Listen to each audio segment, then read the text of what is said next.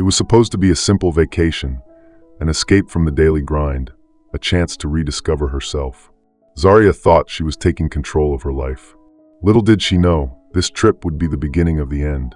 She and Marquis had the kind of love that everyone envied. They were inseparable in college, two souls destined to be together. But as the years passed, their once passionate connection began to fade into something she couldn't name. Zaria sat at their usual table in the cafe, watching Marquis through the window as he approached. Even his walk had become predictable, quick, purposeful, phone already in hand before he reached the door. "Sorry," he said, sliding into his seat without looking up from his screen. "Big presentation tomorrow." "I know." She stirred her coffee, watching him scroll. "Marquis? Look at me." He glanced up, and for a moment she saw the man she'd fallen in love with. Then his phone buzzed, and his eyes darted back down. "I've been thinking about taking a trip," she said quickly, before she lost his attention again. "That's nice, babe. Where to?" "Africa. Maybe Morocco or Kenya." She waited for him to react, to show some spark of the adventurous spirit they'd once shared. His fingers paused on the screen. "Africa? That's far. I want you to come with me." Marquis finally set his phone down, his brow furrowed. "Zaria, you know I can't just drop everything. The Henderson account is always something." The words came out sharper than she intended. "That's not fair. You know how important this is for our future." Our future. When had their dreams become his career milestones? What if I went alone? The words surprised even her. Marquis stared at her, something flickering behind his eyes, concern, maybe fear. "Alone? That's not like you, isn't it?" she thought. "How would you know?" "I need this, Marquis. I need to feel alive again." His expression softened, and he reached across the table to touch her hand. "Is everything okay? Are we okay?" For a moment, she wanted to tell him everything. How empty she felt, how invisible she'd become in their comfortable routine. Instead, she squeezed his hand and smiled. "We're fine. I just need some time to think." He studied her face. "Promise me you'll be careful? And check in every day." "I promise." But as she said it, something rebellious stirred inside her, a voice that whispered, "What if I don't?" The plane descended through clouds toward the sprawling African landscape. Zaria pressed her face to the window, watching villages and savannas stretch endlessly below. Her phone buzzed with a text from Marquis. "Safe travels. Miss you already." She typed back, "Miss you too," then turned off her phone. The first few days blurred together in a symphony of new sensations. Markets exploded with spices and colors she'd never imagined. Music drifted from every corner, and strangers smiled at her with genuine warmth. For the first time in years, she felt truly present in her own life. If you're enjoying this story, kindly do us a favor and subscribe to our channel. It is free and won't cost anything, but it means the world to us. We're just a small channel trying to grow. Thank you, and back to the video. On the third evening, she sat alone in a cafe, people watching and savoring the freedom of being anonymous. That's when she noticed him watching her. He was tall, confident in a way that seemed effortless rather than practiced. When their eyes met across the crowded room, he didn't look away. Neither did she. Her phone buzzed. Marquis calling. She let it go to voicemail. The stranger approached. "American? That obvious?" she laughed. "Mind if I join you? I'm Declan." She hesitated. This was exactly the kind of situation Marquis would worry about. "Zaria," she said, gesturing to the empty chair. "Please." Their conversation flowed like wine, easy, intoxicating. Declan asked about her life, her dreams, actually listening to her answers. When he laughed at her stories, she felt witty, interesting. When he leaned closer to hear her over the music, her heart raced in a way it hadn't in years. "You seem conflicted," he observed, studying her face. "What makes you say that?" Beautiful woman, traveling alone, checking her phone every few minutes but never answering it. Either you're running from something or towards something. Zaria's phone buzzed again. Another call from Marquis. She declined it, feeling a thrill of rebellion. "Maybe both," she admitted. Declan smiled.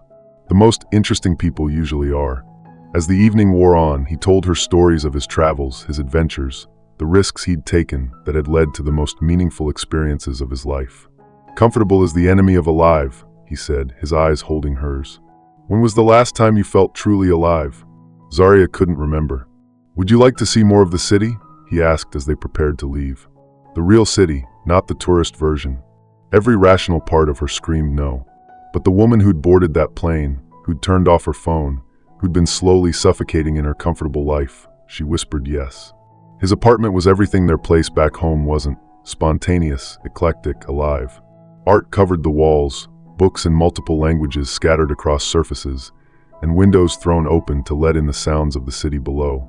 "This is beautiful," she said, running her fingers along a carved wooden sculpture. "Thank you. I collected it from." When she turned, he was closer than she'd expected. Close enough to see the flecks of gold in his dark eyes, close enough to feel the warmth radiating from his skin. "Zaria," he said softly, and the way he said her name made her feel like someone she'd forgotten she could be. When he kissed her, every defense she'd built over the years crumbled. This wasn't just attraction, it was resurrection. She kissed him back with years of suppressed hunger, feeling pieces of herself that had gone dormant suddenly blazing back to life. Later, lying in his bed, she stared at the ceiling as guilt crashed over her like a cold wave. Her phone, forgotten on the nightstand, showed 7 missed calls from Marquis. "Regrets?" Declan asked, his fingers tracing patterns on her bare shoulder. "I've never done anything like this before. How does it feel?" She closed her eyes. Terrifying. And she searched for the word. Necessary. Back home, Marquis paced their apartment, phone pressed to his ear. "Hi, you've reached Zaria. Leave a message and I'll get back to you." He hung up and immediately dialed again. 7 calls, no answer. This wasn't like her. Even when she was upset with him, she answered. He tried texting, getting worried. "Please just let me know you're okay." An hour later, his phone buzzed. "Sorry, phone died. I'm Fiancé. Exploring today." Relief flooded through him, followed immediately by something else. The text felt distant, clinical, nothing like Zaria's usual warmth. He called his sister. "Am I being paranoid, or is something off with Zaria?" "Off how?" "I don't know. She's been different lately. Distant. And this whole solo trip thing, it's not like her. Maybe she just needs space. You two have been together since college. Sometimes people need to remember who they are outside of a relationship." But as Marquis hung up, unease settled in his chest. He opened their photo album on his phone, scrolling through years of shared memories. In the recent photos, Zaria's smile looked forced, her eyes distant even when she was looking at him. When had he stopped really seeing her? Zaria's days began to blur together, but not in the overwhelming way of the markets and music. Now they revolved around Declan. Coffee at his favorite cafe, long walks through neighborhoods tourists never saw, evenings that inevitably ended in his bed. With each encounter, she felt herself changing. The guilt was still there, but it was being overshadowed by something else, an addiction to feeling desired, to being seen as more than just someone's comfortable girlfriend. "Tell me about him," Declan said one evening as they lay tangled in his sheets. "Who?" "The man who calls you every day. The one you never answer." Zaria's stomach clenched. "How do you?" "Your phone lights up constantly. Same number. You always decline." He propped himself up on his elbow, studying her face. "Husband? Boyfriend? Fiancé, actually." She twisted the ring on her finger. "We've been together for 8 years." 8 years, Declan repeated. "That's a long time to be with someone who doesn't make you feel alive." "He's a good man." "I'm sure he is. But good and right aren't always the same thing, are they?" That night, her phone rang again. This time she answered. "Zaria. Thank God. I was starting to think something had happened to you." Marquis' voice, full of relief and love, made her chest tighten. "I'm fine. Sorry, I've been busy." "Busy with what? You haven't told me anything about what you're doing there." She looked at Declan, who was watching her with an unreadable expression. "Just exploring. Taking it all in." "You sound different." "Different how?" "I don't know. Distant, I guess. Are you sure you're okay?" "I'm fine, Marquis. Actually, I'm better than fine. I'm happy." Silence stretched between them. "Happy," he repeated quietly. That's good. I want you to be happy." "Do you?" The question came out before she could stop it. "Of course I do. Zaria, you're my whole world. You know that, right?" Tears stung her eyes. "I have to go." "Wait, Zaria." She hung up and turned off her phone. Declan reached for her, pulling her close. "Guilt is just fear wearing a disguise," he murmured against her hair. "Fear of change, fear of choosing yourself over what others expect." She wanted to argue, but his words felt like truth. And truth, she was learning, could be more dangerous than lies. If you're enjoying this story, kindly do us a favor and subscribe to our channel. It is free and won't cost anything, but it means the world to us. We're just a small channel trying to grow. Thank you, and back to the video. 2 weeks into her trip, Zaria caught her reflection in a shop window and barely recognized herself. Her hair was wilder, her clothes more colorful, her posture more confident. She looked like a woman having an adventure. She also looked like a woman keeping secrets. Her phone had been off for 2 days straight. She told herself it was freeing, but underneath the liberation was a growing dread. The longer she went without contact, the harder it would be to explain. "You're thinking about him again," Declan observed as they walked through the market. "I'm thinking about going home." He stopped walking. "Are you?" "My flight's in 3 days." "Change it." "Declan, stay another week, another month. What's waiting for you back there?" "The same routine, the same emptiness that drove you here in the first place." He was right, and that terrified her. "I can't just disappear." "Why not? People do it all the time. They realize they're living the wrong life, and they change it." That evening, she sat alone in her hotel room, staring at her phone.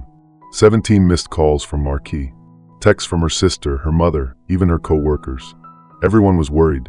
She powered on her phone, and immediately it rang. "Zaria." Marquis' voice was tight with controlled emotion. "Where have you been?" "I've been calling for days." "I know. I'm sorry. I just needed some space to think." "Think about what?" "About us?" The question hung in the air like a blade. Maybe. His voice cracked. "Zaria, what's happening? This isn't like you. You disappear for days, you won't talk to me, and now you're saying maybe you need to think about us?" "I don't know who I am anymore, Marquis. I don't know what I want." "You're scaring me." "Good," she thought, then immediately felt sick for thinking it. "I'm not trying to scare you. I'm trying to figure out my life. I thought I was your life. I thought we were building something together." "So did I." The words came out as a whisper. "But I feel like I'm disappearing into it. Into us. I used to have dreams, Marquis.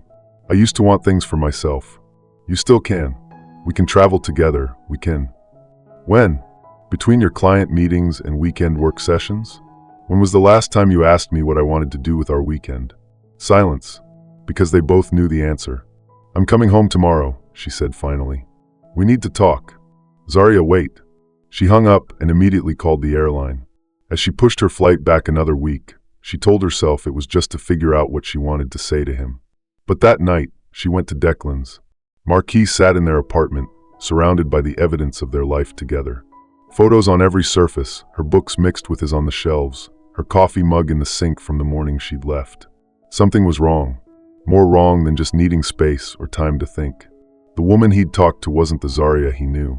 She was harder somehow, more distant. And the way she'd questioned whether he wanted her to be happy. He opened his laptop and searched for her flight information. She'd changed it, pushed it back a week. His hands shook as he called her sister. "Rachel, it's Marquis. Has Zaria talked to you?" "Not since she left." "Why?" "Something's not right. She's been avoiding my calls, and when she does answer, she's different. Cold. Like she's already gone." "Gone how?" "I think she might be seeing someone." The words tasted like poison in his mouth. "Marquis, that's crazy. Zaria would never." "Wouldn't she?" "Think about it. Solo trip to Africa, won't answer her phone, suddenly questioning our entire relationship. What else could it be?" Rachel was quiet for a long moment. "Maybe you should go there." She asked for space. And maybe space is the last thing she needs right now. The email arrived on a Thursday morning while Marquis was getting ready for work. The subject line made his blood freeze. "You deserve to know the truth. I don't know who you are, but I've seen your girlfriend around town with my friend Declan. Thought you should see what she's really doing on her solo trip." Attached were photos. Zaria laughing with a man Marquis had never seen. Zaria's hand in his as they walked down a street. Zaria kissing him outside a cafe. And then the videos. Marquis' vision blurred as he watched the woman he loved, the woman he'd planned to marry, in the arms of a stranger. Multiple strangers. The raw passion in her face was something he hadn't seen in years. Maybe ever. He vomited in the kitchen sink. The final message was a gut punch. "She's pathetic.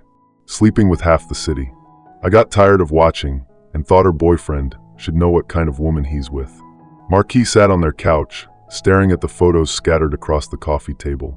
8 years of love, of building a life together, reduced to evidence of betrayal. His phone buzzed. A text from Zaria, flight delayed. Coming home Sunday instead. He typed and deleted a dozen responses. Finally, he settled on, "I know." Her response came quickly, "Know what?" "Everything." This time, she didn't respond at all. Zaria stared at her phone, her hands trembling. "I know. Everything." How could he know? She'd been so careful, so. Her phone rang. Unknown number. "Hello? Is this Zaria?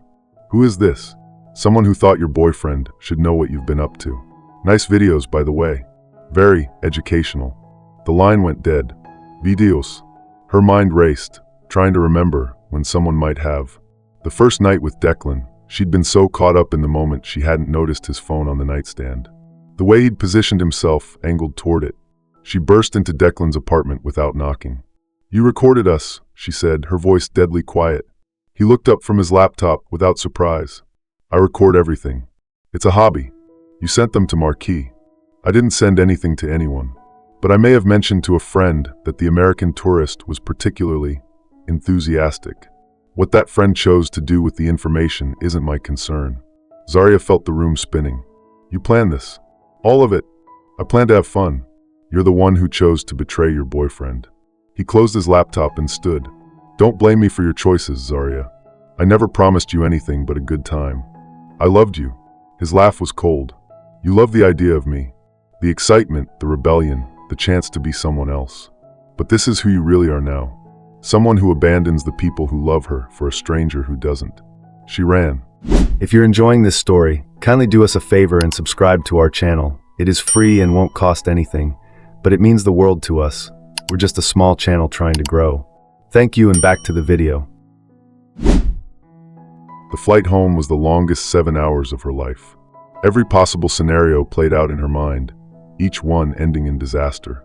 By the time she landed, she'd convinced herself that maybe somehow they could work through this. The apartment was dark when she opened the door. For a moment, she thought maybe Marquis wasn't home. Then she saw him sitting in the living room, perfectly still, staring at something on the coffee table. "Marquis?" He looked up, and she barely recognized his face. His eyes were red-rimmed and hollow, his usually neat appearance disheveled. "Sit down," he said quietly. She approached slowly and saw what he'd been staring at. The photos, all of them, spread across the table like evidence at a crime scene. "I can explain." "Can you?" His voice was eerily calm. "Can you explain how the woman I've loved for 8 years, the woman I was planning to propose to, became someone I don't even recognize?" "You were going to propose." He pulled a small velvet box from his pocket and set it on the table among the photos. "I bought it a month ago. I was waiting for you to come home." Zaria's knees gave out, and she sank onto the couch. "Marquis, don't." He held up his hand. "Don't you dare say you're sorry. Sorry is for accidents. Sorry is for mistakes. This," he gestured to the photos, "this was a choice. Every day, every lie, every time you didn't answer my calls. All choices. I was lost," she whispered. "I felt invisible in my own life. So you made me invisible in yours."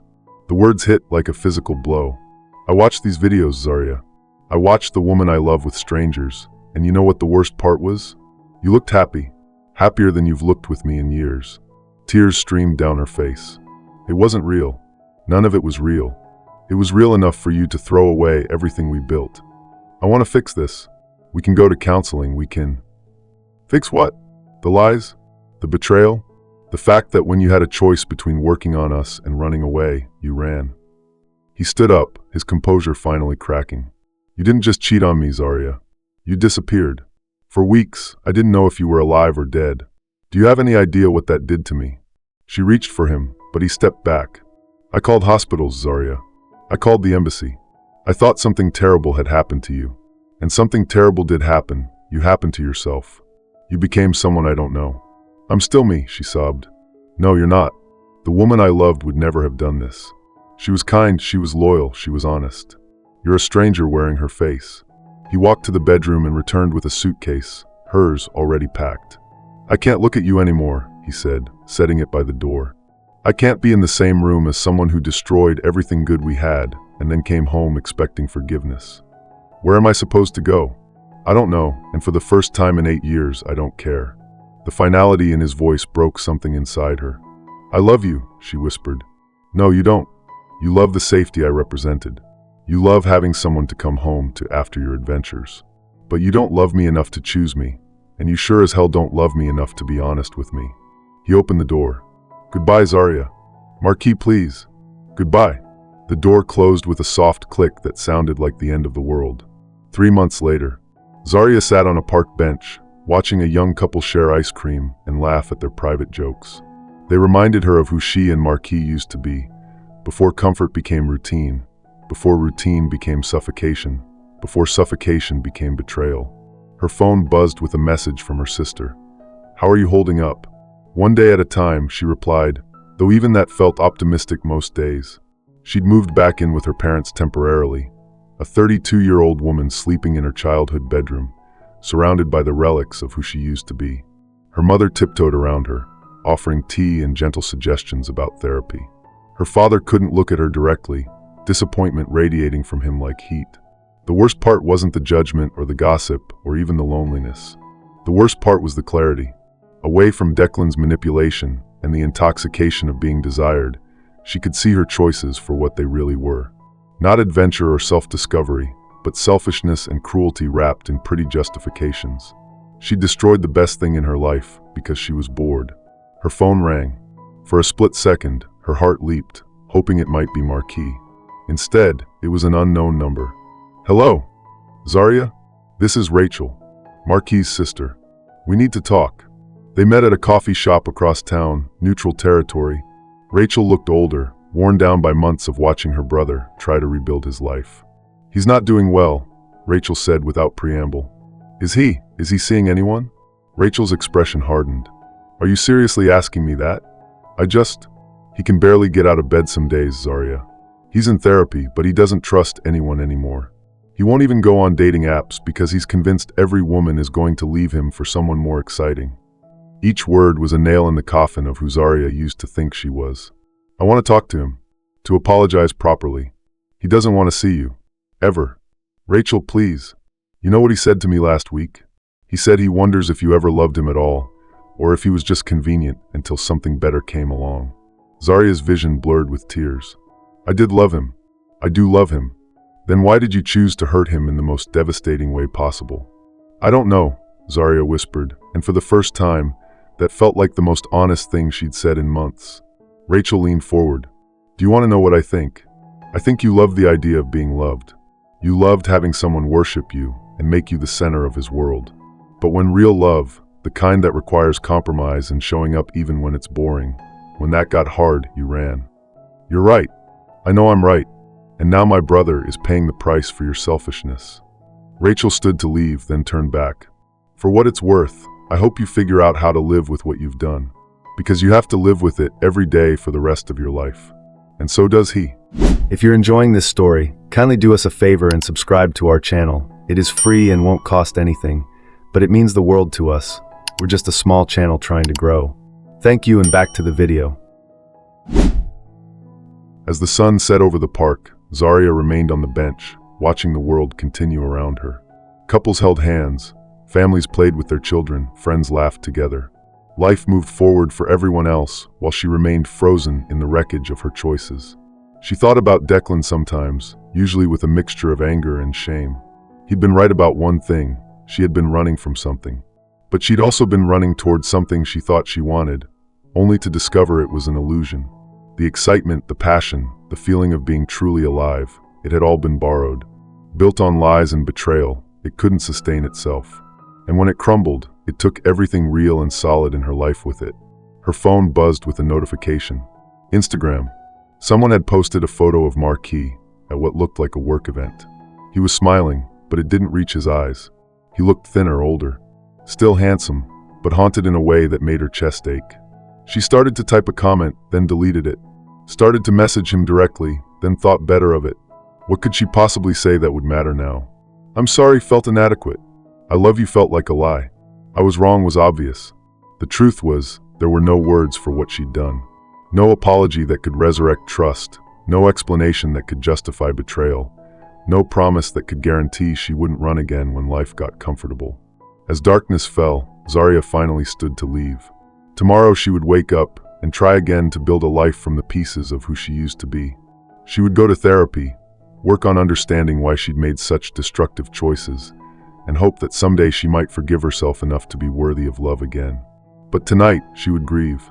Not just for Marquis, not just for their relationship, but for the woman she'd been before she learned she was capable of such cruelty. That woman was gone forever, and in her place was someone who would have to learn to live with the weight of irreversible choices. Some mistakes, she now understood, were too permanent to fix. Some trust, once broken, could never be rebuilt. Some people, once lost, were gone for good.